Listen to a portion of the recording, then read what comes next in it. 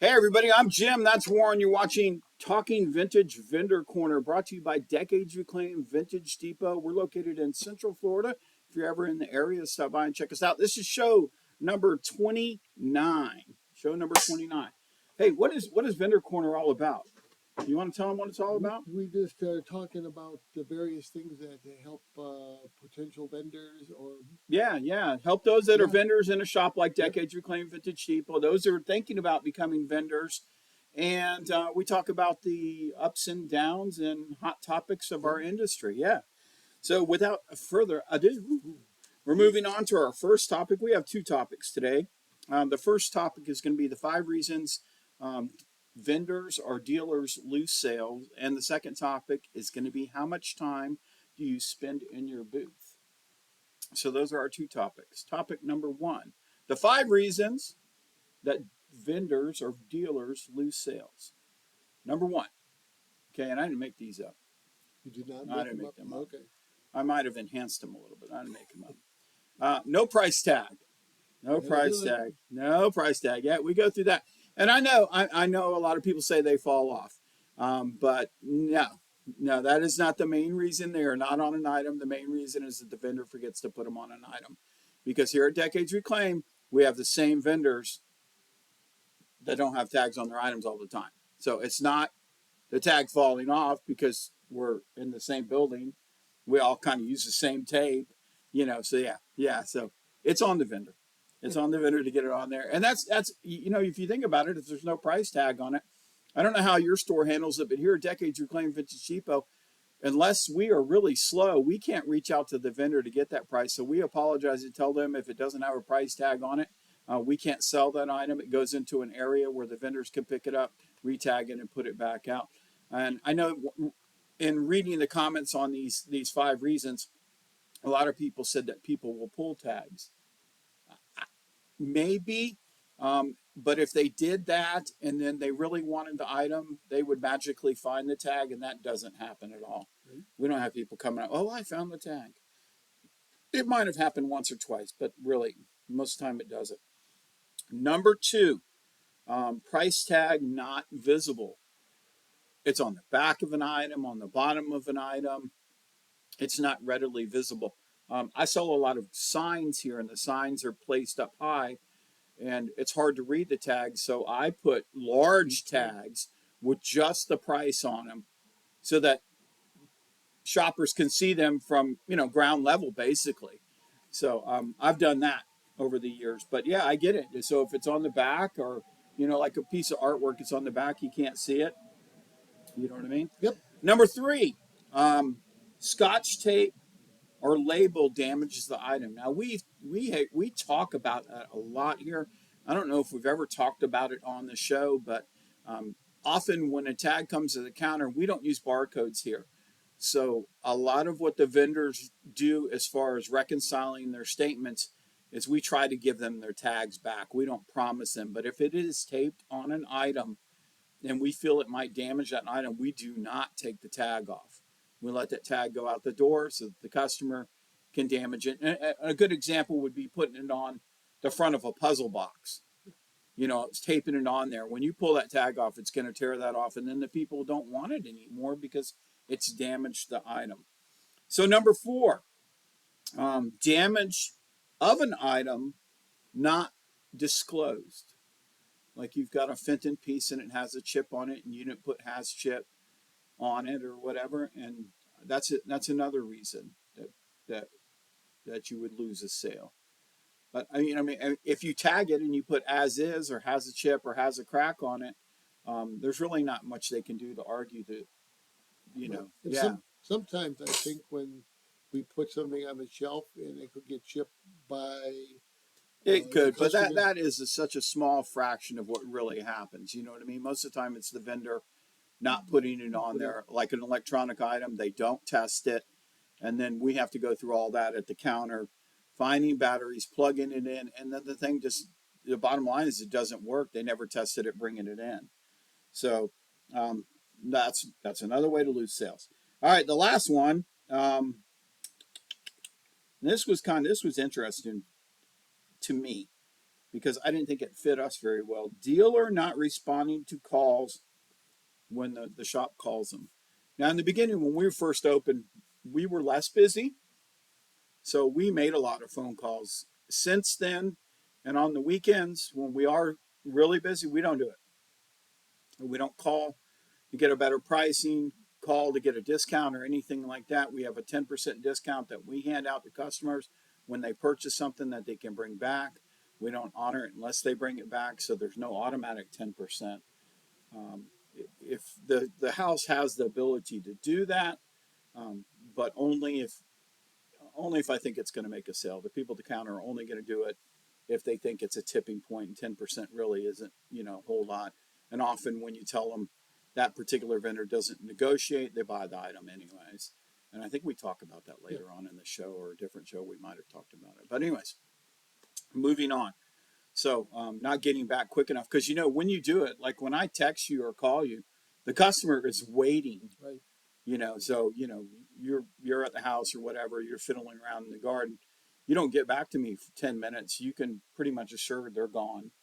They're out the door, and that's a lost sale. So that's what they're talking about. So if your shop does that, if they do reach out and call or whatever, make sure that you answer the phone.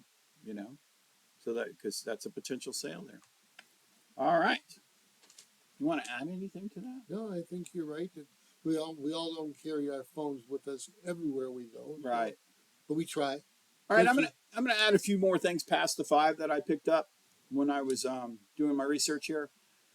Unrealistic pricing. The reason you could lose a sale. Mm-hmm. Yeah. Oh, for sure. Yeah. You can't. We've talked about it before on the show. You cannot, if you've made a mistake in purchasing and you've purchased it for too much, you're not going to make it up by pricing it too high. You're just not. People are just not going to buy it. You made the mistake. Just let it go. Take your loss. Move on.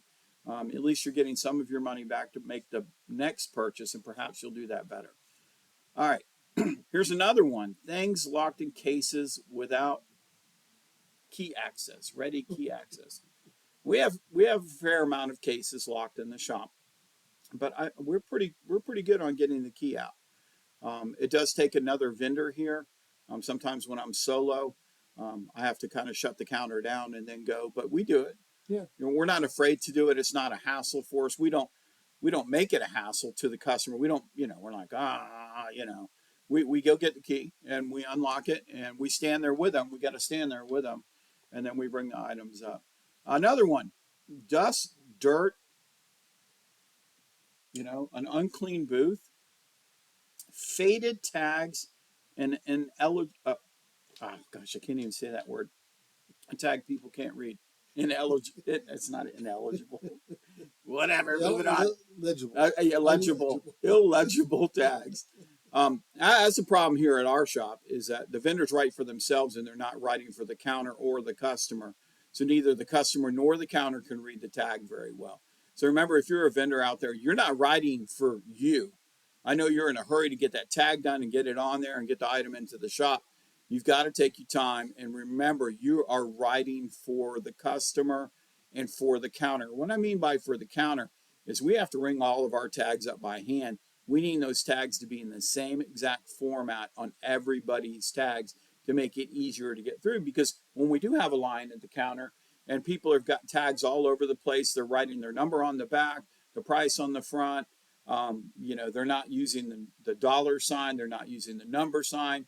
It becomes confusing to us on what the actual price is and who it belongs to and things like that. So you're not writing for yourself. Here at Decades, we have a format that you must follow. And it just blows my mind that we've got a bunch of vendors that don't follow it even after you tell them to follow it. But that's why. We're not just trying to be jerks about it all. We're trying to keep it streamlined, everything streamlined. And remember, you're writing for the customer. If the customer can't read the price on it, yeah, your number's no big deal to them. But if it's messed up, they confuse your vendor number with the price. And he's vendor 37. So when he's selling a tiny little toy that's this big, he's got $37 on it. It ain't going out the door. You know what I mean? Because they think it's $37 because you haven't put the number sign on. You're pretty good on your pricing and your tags. I try. Yeah. We try to get. So, but you got to make sure you do that. You can't use the tiny tags, really. No. Okay, so the last one, and I don't know if I agree with this that I picked up, is refusal to negotiate. I'm going to have to disagree with that because we have vendors in the shop that flat out don't negotiate.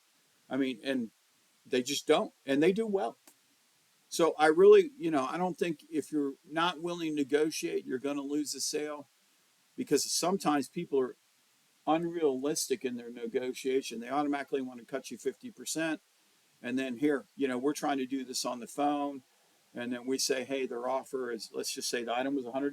You had a $100 stereo back there. And they say, will you call them out, and see if they'll do 50 on it. Then we call and then Warren says, no, I can't do 50. I'll do 65. And then we go back and we find the customer and say, well, he won't take the 50, but he'll do 65. Well, you'll see if he do 60.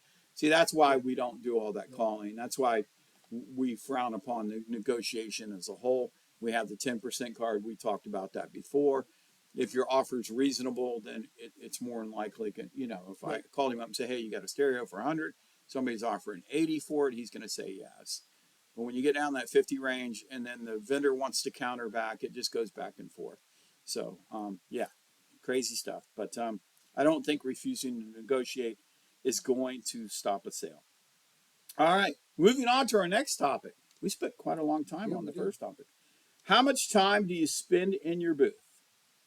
Okay, well, I asked this question myself on social media. I got 35 answers.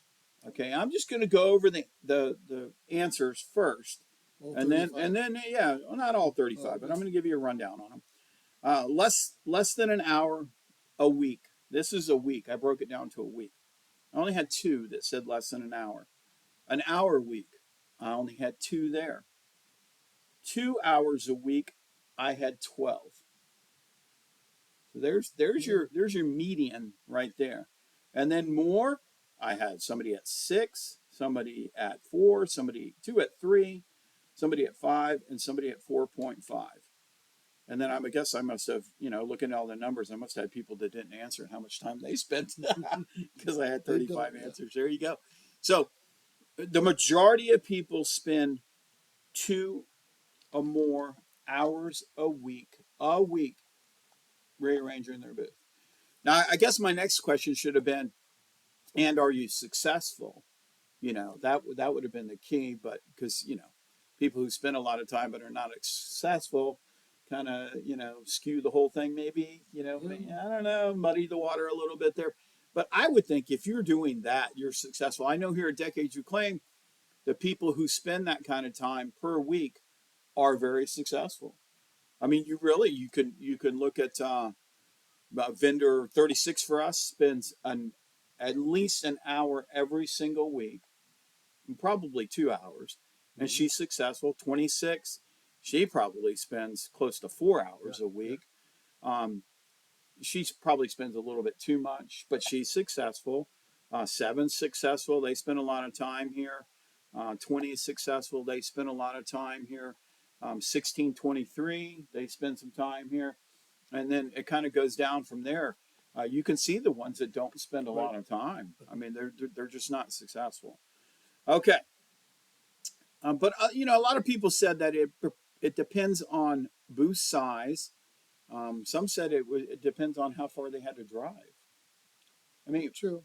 if you're, but why? I don't. Yeah, I didn't get that. I mean, I understand it's part of your time, but that's not how much time you. That shouldn't be equate to how much time you spend in the booth. You're going to drive Right. a long distance.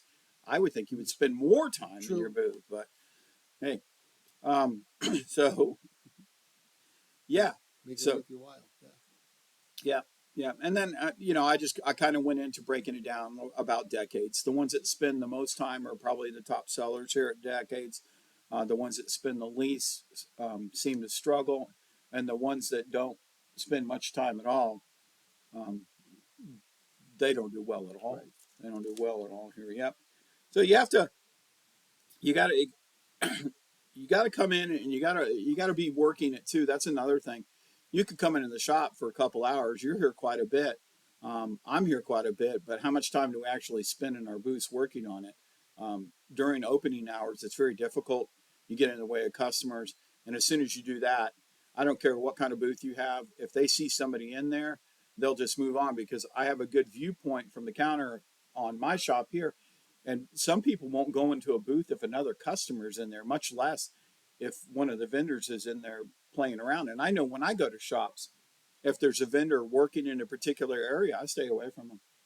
You know, I'm not going to bother them, and you know, just trying to be courteous, I guess. And all the vendors got to also realize that and leave if they see somebody wanting. Yeah. It's the best rule of thumb is not to do it while the shop is open. I know a lot of people commented and said they get into their shop like on a Sunday morning before customers actually get in the shop. You know, shop opens at 10. We open at 10 here. We don't really get busy until 11. We might not even have a customer until 11 o'clock. So coming in that hour is great because you're not holding anything up. So we do offer some, not a lot, but we offer sometimes when the shop is closed. But we are open 7 days a week, so that's very difficult for us to do. And we only have 3 people that work the counter, or 4 people that work the counter, and for the most part, 3 of them only work 1 shift a month. So that puts a lot on the other person. So there we go. That's it for our show. I hope you guys enjoyed it. I'm Jim. That's Warren. You've been watching Vendor Corner. We'll see you again in 2 weeks. Hot dog. Have a great night. Oh, it's still going. Oh, You didn't no. press the button. You didn't. Oh, Oh, no, you I want didn't me- press